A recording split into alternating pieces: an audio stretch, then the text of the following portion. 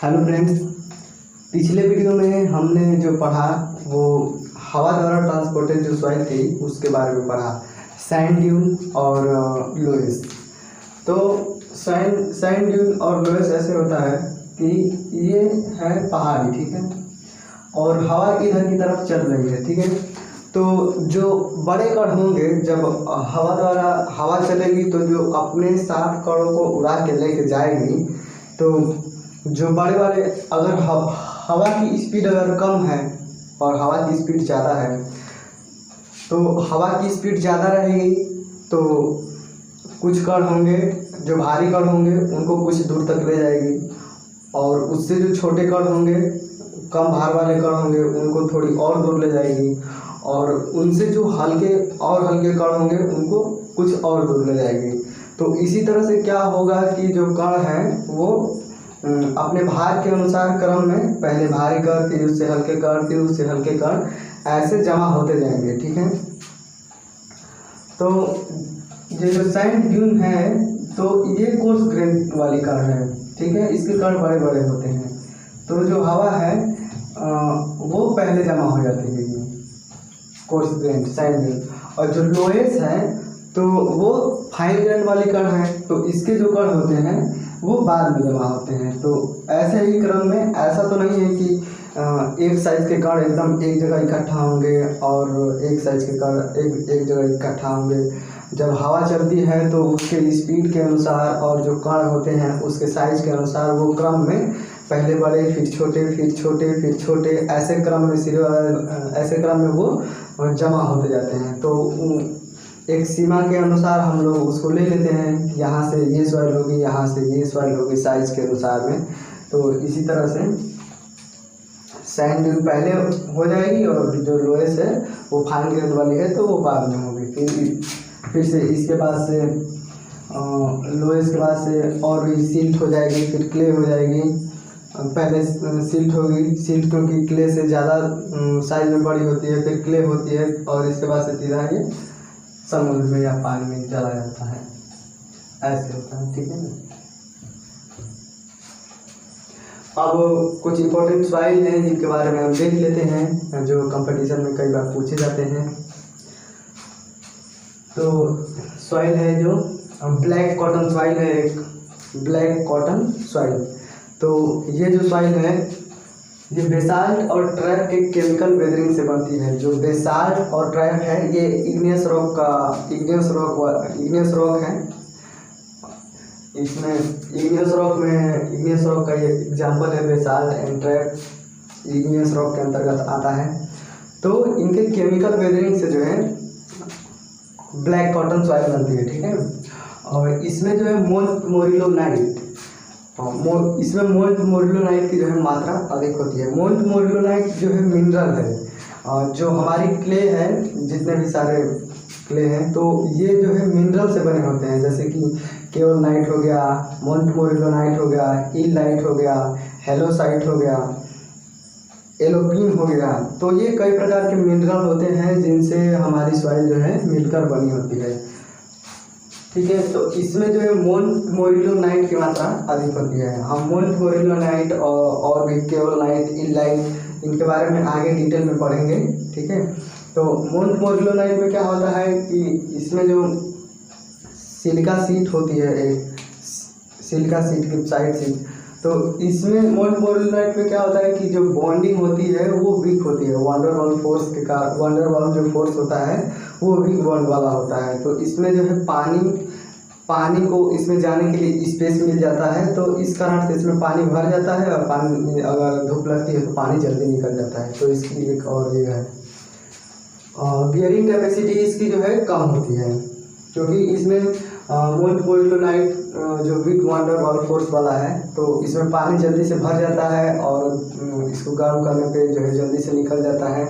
तो इसकी bearing capacity इस कारण जो है कम होती है। बियरिंग कैपेसिटी का हिंदी मीनिंग होता है, हिंदी में इसको बोलते हैं धारण क्षमता।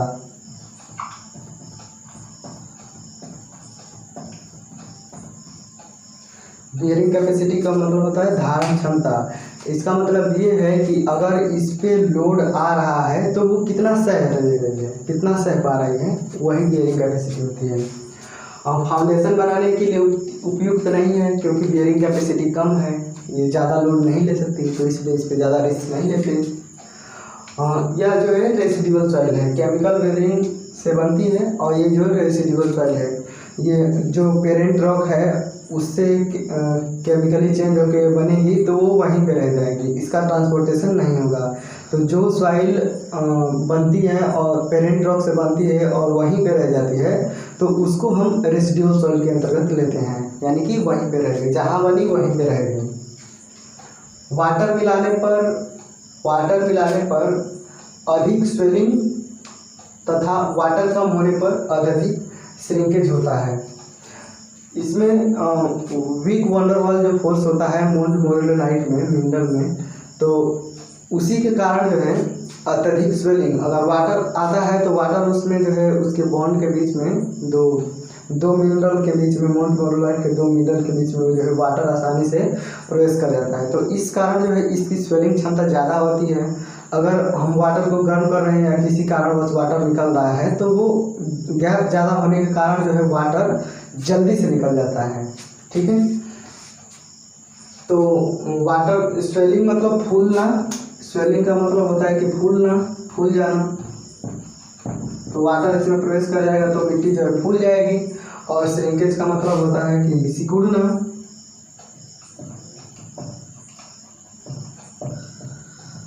श्रिंकेज का मतलब होता है सिकुड़ना। तो जब वाटर निकलेगा तो सॉइल जो है संकुचित हो जाएगी। अगली सॉइल है पीट सॉइल। पीट सॉइल जो है वेजिटेबल मैटर के अलग अलग स्टेज में डिकम्पोजिशन से बनी फाइबरस सॉइल को कहते हैं। तो वेजिटेबल मतलब जैसे कि कोई सब्जी हो गया या घास फूस हो गया तो वो डिकम्पोज होगा। डिकम्पोज मतलब अपघटित होना होता है हिंदी में।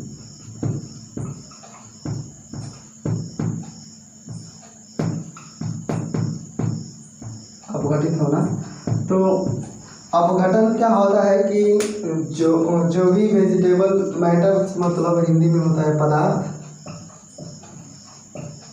मैटर मतलब होता है पदार्थ। तो कोई भी वेजिटेबल है, वेजिटेबल मतलब केवल साग सब्जी वो नहीं, केवल खाने वाला नहीं, कोई भी घास फूस है तो वो क्या होगा, डिकम्पोज होगा। डिकम्पोज होने का मतलब है कि उसको जो है छोटे छोटे जो बैक्टीरिया हैं, जीव हैं, तो उसको खा करके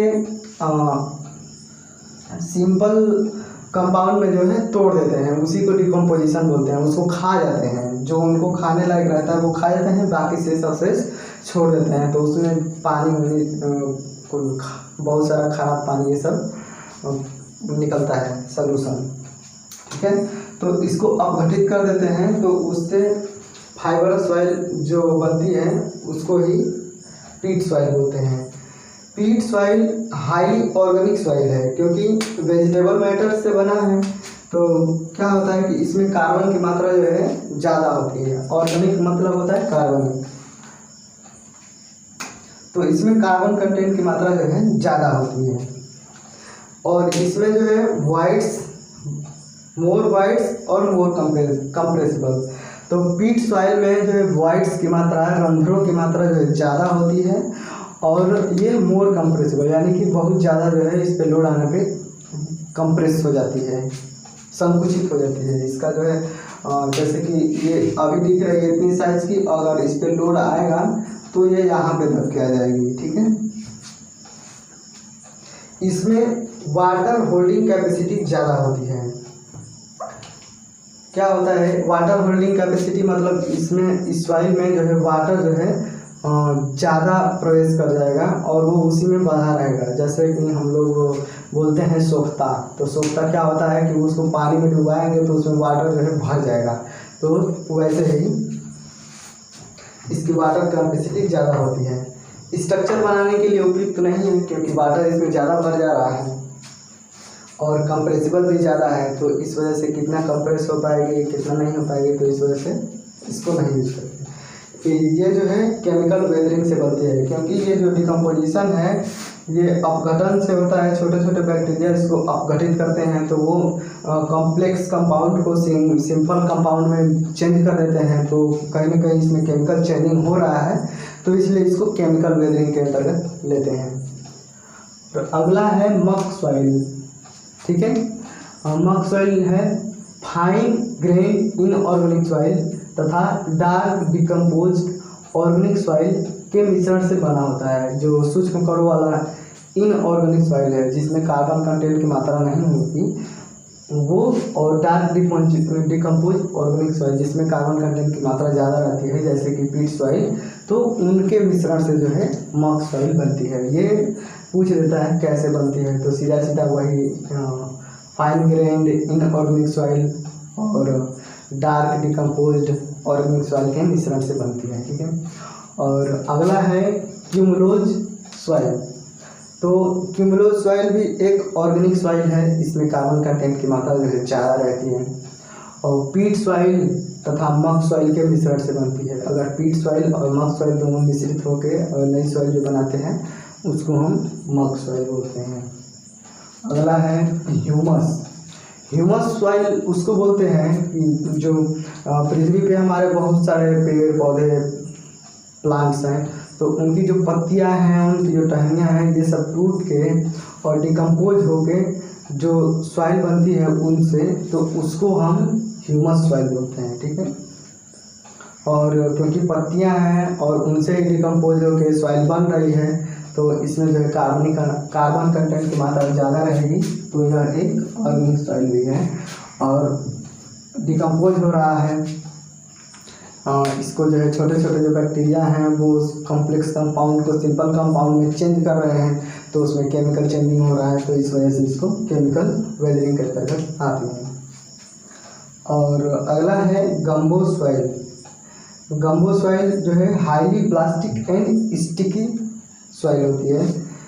सीधा सीधा हाईली प्लास्टिक और स्टिकी सॉइल। स्टिकी का अर्थ होता है हिंदी में चिपचिपा।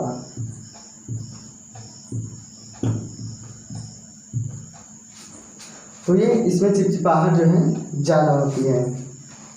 और प्लास्टिक का मतलब होता है कि वो किसी भी आकार में कितनी जल्दी से चेंज हो जाती है, तो उसको हम बोलते हैं प्लास्टिसिटी। और अगला है मार्ल सॉइल। तो मार्ल सॉइल कैसे बनती है? यह समुद्र में यूनिसेल्युलर प्लांट समुद्री जीव के हड्डियों के डिकम्पोजिशन तथा एक्यूमुलेशन से बनती है। ठीक है, मार्ल सॉइल है तो ये यूनिसेल्युलर प्लांट जो समुद्र में सिंगल कोशिका वाले जो पौधे होते हैं उनसे, और जो समुद्र में जो जीव जंतु होते हैं वो मर जाते हैं, तो उनकी जो हड्डियां होती हैं या घोंघा हो गए या कई ऐसे सारे जीव होते हैं जिनके हड्डियों में या जिनके खोल में जो है कैल्शियम कार्बोनेट होता है, तो उन्हीं के मरने से और ये जो यूनिसेल्युलर प्लांट होते हैं इनके डिकम्पोजिशन से, इनके अपघटित होने से जो है ये मार्ल सॉइल बनती है। एक्यूमुलेशन का अर्थ होता है संचित होना। तो ये जब सारे चीज़ संचित हो जाते हैं और ऊपर से समुद्र का जो पानी होता है उसका प्रेशर बहुत ज़्यादा होता है, तो इस कारण क्या होता है, और जो हड्डियाँ होती हैं या कई सारे उसमें घोंघे होते हैं, तो उनमें जो क्या होता है कि हड्डियों में या घोंघे की खोल में एक और जीव होता है, नाम नहीं आ रहा, तो उसमें कैल्शियम कार्बोनेट होता है। तो कैल्शियम कार्बोनेट में जो है बाइंडिंग का गुण होता है, तो प्रेशर ज़्यादा होता है और बाइंडिंग का गुण उसमें है ही, तो इस कारण वो धीरे धीरे क्या होता है, चट्टान का रूप जो है धारण कर लेता है, तो मार्ल सॉइल बनती है। और ये डिकम्पोजिशन हो रहा है, तो इसमें इसको जो है ये इसका जो है मार्ल सॉइल का केमिकल वेदरिंग के अंतर्गत इसको लेते हैं। फिजिकल वेदरिंग या केमिकल वेदरिंग, तो इसको हम केमिकल वेदरिंग के अंतर्गत लेते हैं। और अगला है लेटेराइट सॉइल। तो जो रॉक में जो लीचिंग एक्शन होता है उससे जो है लेटेराइट सॉइल बनती है। लीचिंग एक्शन का मतलब होता है कि अगर कोई रॉक है उसमें से कोई जो केमिकल है या कोई भी सॉल्यूशन है जो बाहर निकल गया, तो उसका जो केमिकल ही चेंज हो गया वो, तो उसको ही जो है लीचिंग एक्शन बोलते हैं। उसमें से जो द्रव निकलने वाला होता है वो निकल जाता है, तो उसको लीचिंग एक्शन बोलते हैं। तो लेटराइट जो है इसी तरह से बनती है, ठीक है। और अगला है बेंटोनॉइड सॉइल, ठीक है। यह जो है वोल्केनिक ऐश के डिकम्पोजिशन से बनती है। वोल्केनिक मतलब होता है ज्वालामुखी, और ऐश का मतलब होता है रॉक, ठीक है, राख, राखी। तो वोल्केनिक ऐश के जो है डिकम्पोजिशन से ये बेंटोनाइट क्ले बनती है। और यह जो है सॉफ्ट एंड स्मूथ होती है।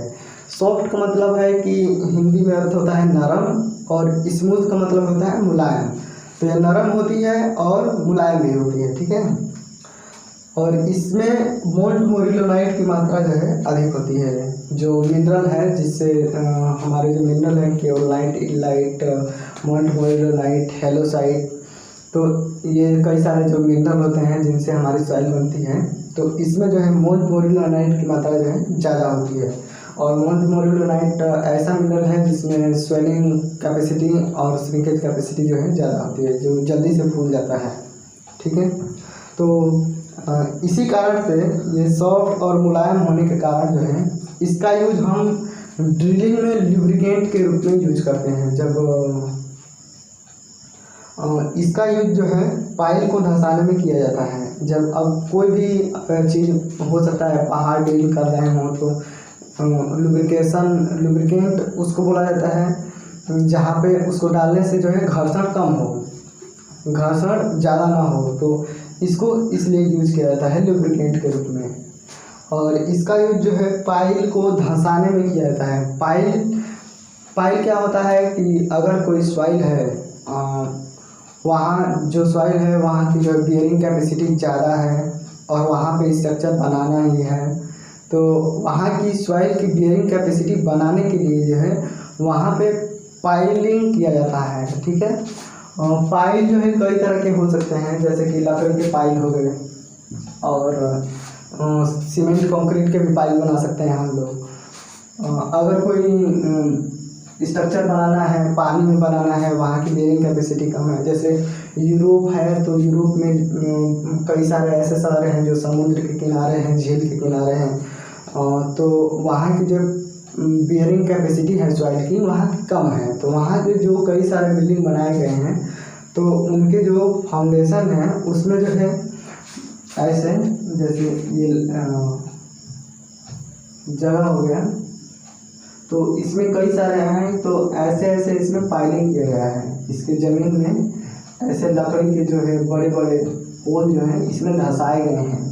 तो जब पोल इसमें धंसा दिए जाते हैं तो क्या होता है कि इसकी जो बियरिंग कैपेसिटी बढ़ जाती है। फिर इसके अंदर ज़मीन के अंदर पोल धंसा दिए और इसको ऊपर से समतल करके फिर इसके ऊपर से जो है अपना स्ट्रक्चर खड़ा कर दिए। तो ये जो पाइल है, तो ये पाइल जो मिट्टी में जब इसको हम धंसाएंगे तो क्या होगा कि घर्षण होगा, या कंक्रीट का पाइल है या लकड़ी का पाइल है, तो इसी घर्षण को कम करने के लिए जो है बेंटोनाइट क्ले का जो है हम यूज करते हैं, ठीक है। और एक और सॉइल है लोम सॉइल, LOAM, लोम ऐसी सॉइल है जिसमें सैंड, सिल्ट और क्ले से मिलके बना होता है। जो लोम सॉइल है वो सैंड, सिल्ट और क्ले से मिलके बना होता है, लेकिन इसमें किसी का भी जो है कोई भी जो है, जैसे सैंड है, सिल्ट है, क्ले है, तो इसमें किसी का भी जो परसेंटेज है वो 50% से ज़्यादा नहीं होता। तीनों से मिलके बनी होती है। जो लोम सॉइल है वो सैंड, सिल्ट और क्ले तीनों से मिलके बनी होती है, लेकिन तीनों में से किसी का भी परसेंटेज 50 से ज़्यादा नहीं होता, 50 से कम ही होता है। तो ऐसी सॉइल को हम लोम सॉइल बोलते हैं, ठीक है। तो ये कुछ सॉइलें थी जो कंपटीशन में पूछे जाते हैं कई बार, तो ये ख़त्म हो गया। और आगे इसके बाद से हम पढ़ेंगे प्रॉपर्टीज ऑफ सॉइल, जो बहुत ही इम्पोर्टेंट है और आगे बहुत इसका यूज होता है, ठीक है। Thank you.